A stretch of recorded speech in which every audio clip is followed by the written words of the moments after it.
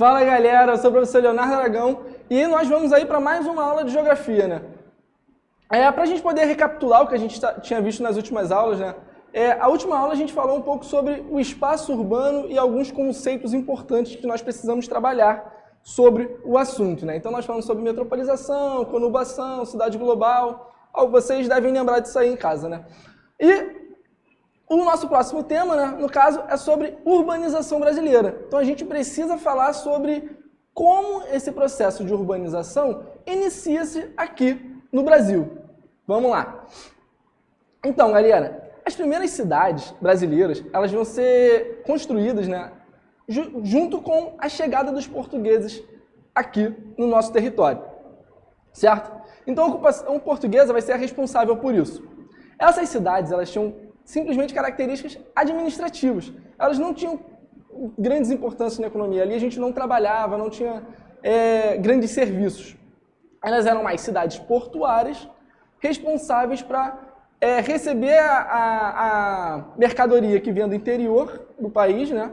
Ou melhor, das áreas rurais, e mandar para o exterior. Era basicamente essa a função das cidades. Então, as cidades elas se limitavam ao litoral. Se a gente for pensar nas primeiras cidades que Portugal vai criar aqui no Brasil, são justamente cidades litorâneas, né?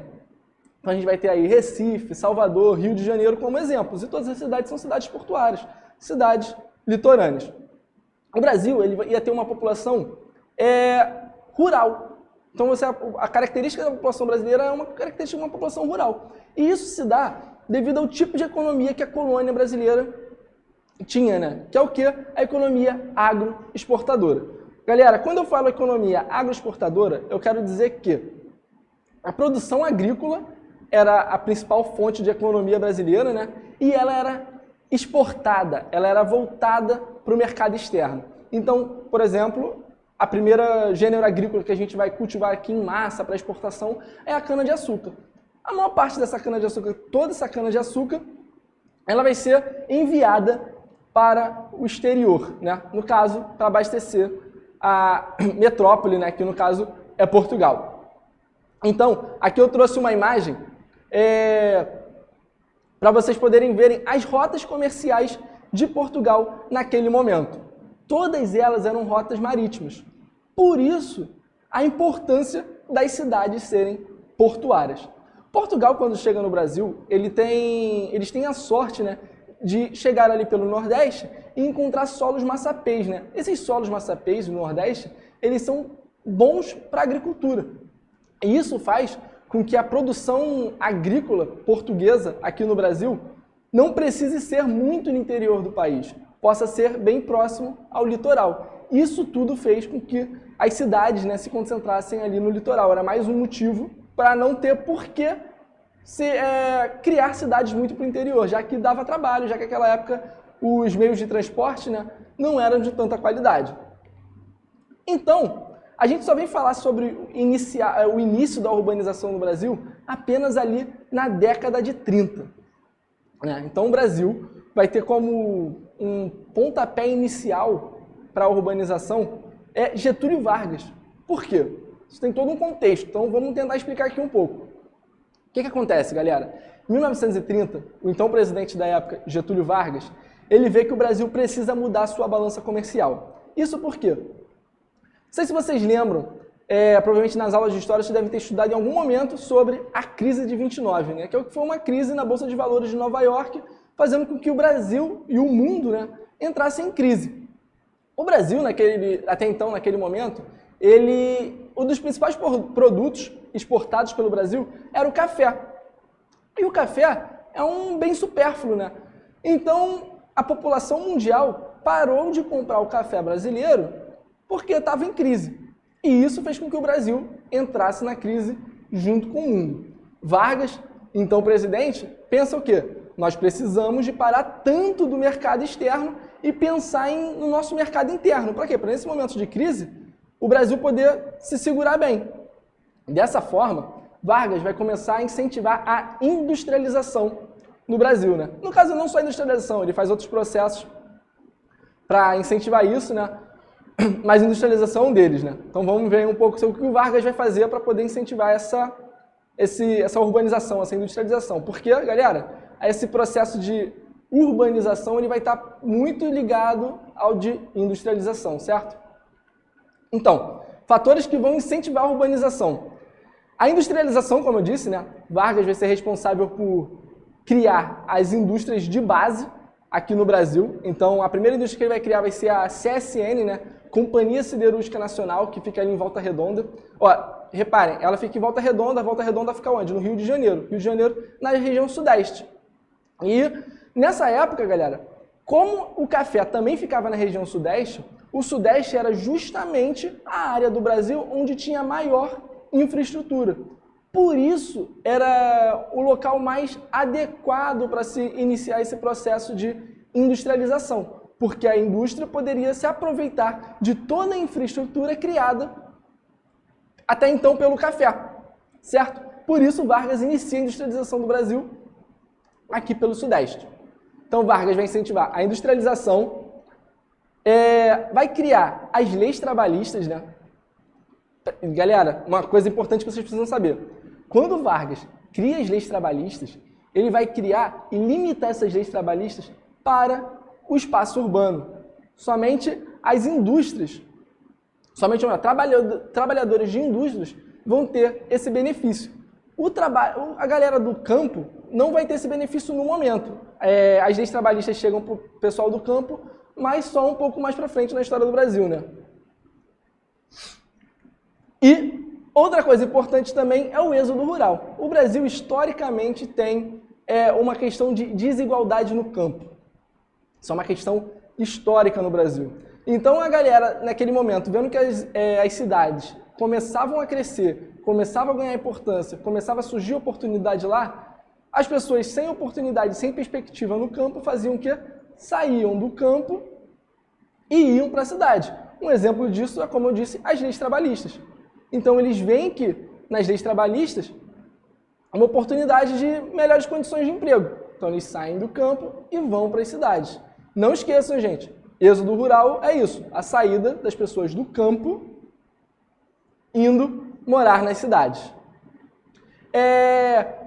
Então, o Brasil ele inicia esse processo lento e gradual ali na década de 30, mas o Brasil só vai poder ser considerado um país urbano apenas ali na década de 60. Ao longo da década de 60 é que o Brasil consegue possuir mais pessoas morando na cidade do que no campo, né?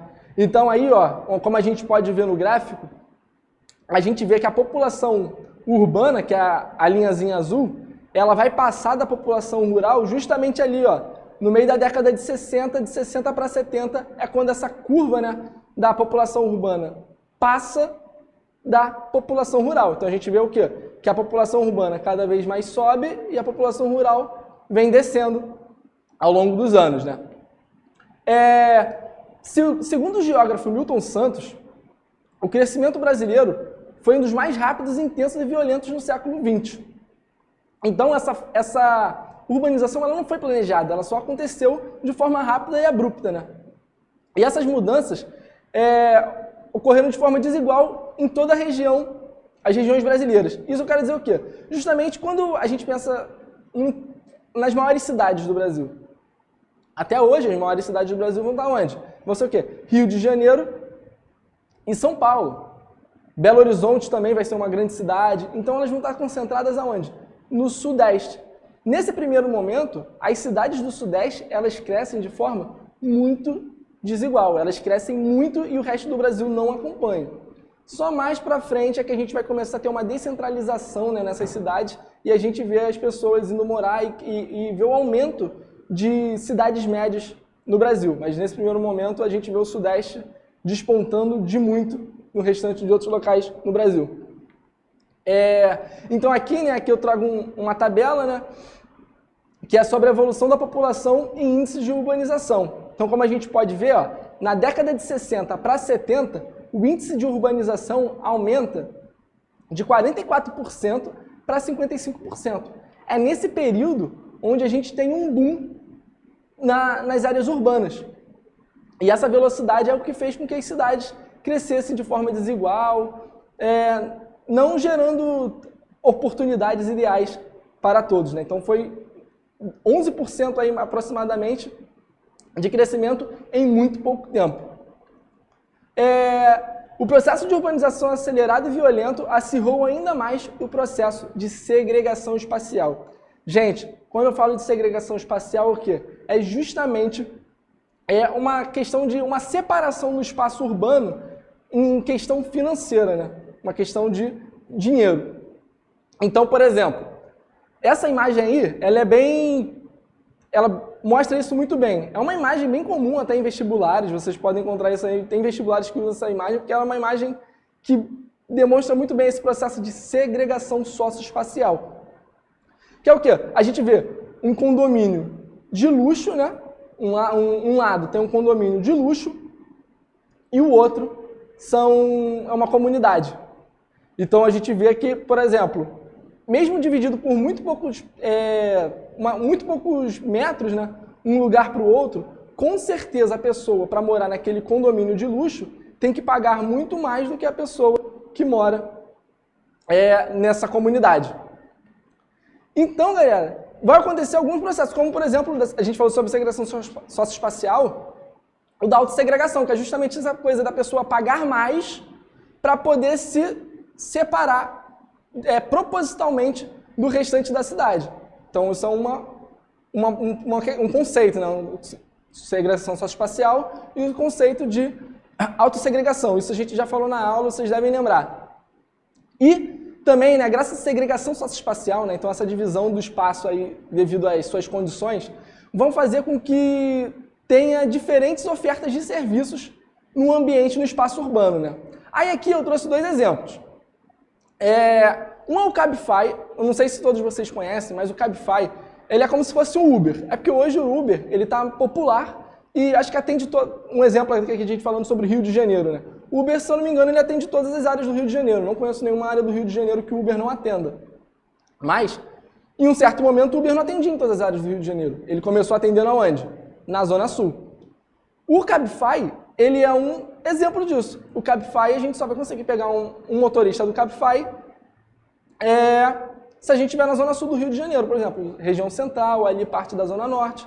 Mas, por exemplo, na Zona Oeste, você não vai conseguir encontrar um carro da Cabify disponível. Outro exemplo é o Uber Eats. Por exemplo, onde eu moro, que é na Zona Oeste do Rio de Janeiro, eu não consigo fazer um pedido através desse aplicativo. Por quê? Porque o aplicativo julga a área onde eu moro ser pobre e não tem necessidade de atender. Coisa que na Zona Sul ele julga ser um local onde ele deve atender. Entendeu? Já que a Zona Sul, aqui no caso do Rio de Janeiro, é a parte mais rica da cidade. Certo? Aqui, galera, eu trouxe um mapa. Espera aí que eu estou bem aqui no meio. Deixa eu andar um pouquinho aqui. Então, eu quero que vocês prestem atenção na questão do AP1, que fica aqui, e da AP5, né? Então, o AP1 refere-se à Zona Sul, aproximadamente ali a parte central, Zona Sul, né? AP1, AP2 ali é a parte do centro, Zona Sul. E a AP5 é correspondente à maior parte ali da Zona Oeste, né? Só tirando a parte da Barra da Tijuca, ou melhor, de Jacarepaguá. E esse mapa é interessante por quê? Porque ele mostra justamente a posição, né? Ou melhor, a oferta de serviço nesses lugares da cidade do Rio de Janeiro. Então a gente vai ver ali, ó, aqui, na P2, por exemplo, teatros e arenas e lonas, por exemplo, vamos ter 52 teatros. Aí quando a gente olha para a P5, que é uma região muito maior, a gente vai ter apenas 5. Museus na P5, a gente tem 5. Quando a gente pensa ali no museus na P2, nós temos 34. Entendeu? Então, por exemplo, a P5 é uma área muito maior, muito mais populosa, né? Com muito mais pessoas morando, muito mais pessoas vivendo, mas os serviços oferecidos nessa região, ele é muito menor. Coisa que na P2, onde tem menos pessoas, mas só por ser uma área mais rica, vão ter uma oferta de serviços muito superior, né? Esse é um exemplo claro de segregação socioespacial, né? E agora, né, para a gente poder finalizar a nossa aula, eu trouxe aqui uma música que eu, inclusive, sugeri essa música para vocês na aula passada, para vocês darem uma ouvida, né? Que como atividade eu propus para vocês me enviarem músicas. Gostei muito da atividade, porque muita gente me enviou músicas que eu não conhecia, achei bem interessante. E essa aqui foi a que eu sugeri para vocês.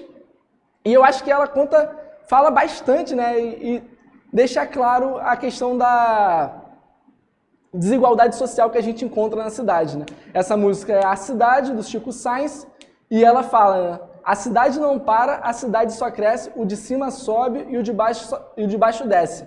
A cidade não para, a cidade só cresce, o de cima sobe e o de baixo desce. Então é com essa música, galera, que eu finalizo essa aula. Eu espero que vocês tenham gostado, né? Ela é a continuação do nosso conteúdo. A gente já começou falando sobre cidade, chegamos agora falando sobre a questão dessa cidade no Brasil. E espero que vocês tenham gostado. E é isso, galera. Valeu, até a próxima.